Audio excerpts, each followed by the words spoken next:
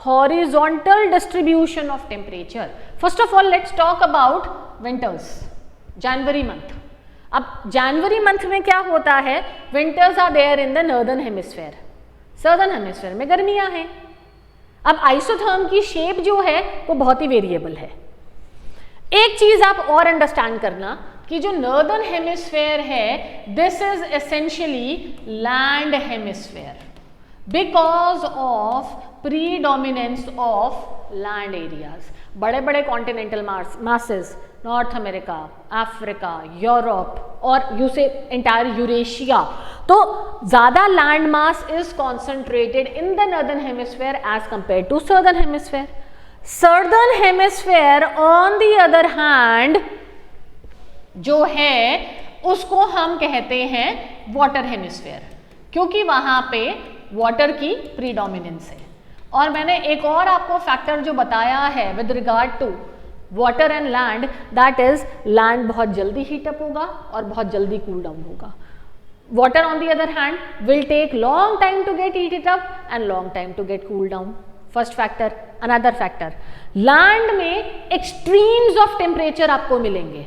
गर्मियों में temperature 50, 51, 52 degree Celsius तक पहुंच जाएंगे और विंटर्स में टेम्परेचर से जैसे साइबेरियन रीजन है वहां पे -80 डिग्री सेल्सियस तक भी पहुंच सकता है। तो एक्सट्रीम्स ऑफ टेम्परेचर मिलेगा।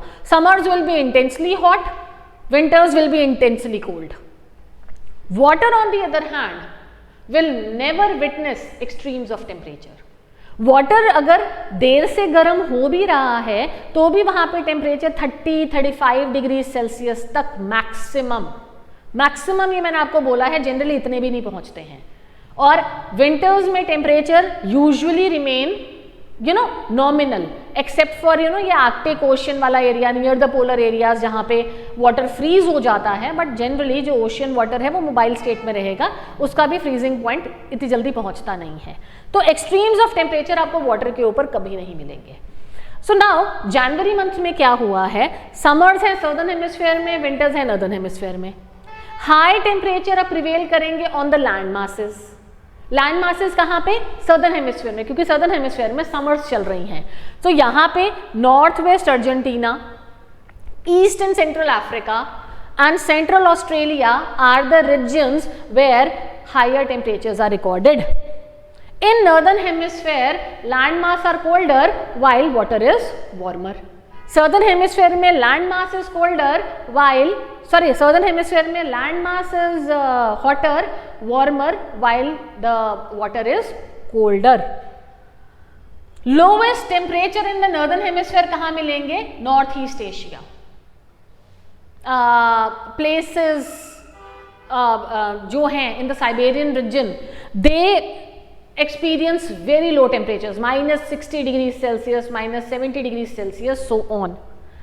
Isotherms are regular and widely spaced in southern hemisphere. Southern hemisphere में isotherms regular हैं, wide हैं, मतलब steep temperature gradient नहीं है। क्यों नहीं है, क्योंकि southern hemisphere water hemisphere है इसलिए। लेकिन नॉर्दर्न हेमिस्फेयर में हमें क्लोजली स्पेस्ड आइसोथर्म्स मिलेंगी, क्योंकि rate of change of temperature जो है वो ज़्यादा चल रहा है। अब ये देखो, ये है जनवरी आइसोथर्म्स। पहले नॉर्दर्न हेमिस्फेयर की बात करते हैं। नॉर्दर्न हेमिस्फेयर में क्या है, लैंड ठंडा है, वाटर गर्म है। सो देखो, जैसे ही isotherms leave the continental areas and enter the oceans, they develop a bend. और बेंड कहाँ पे जा रहा है, इक्वेटर वर्ल्ड बेंड।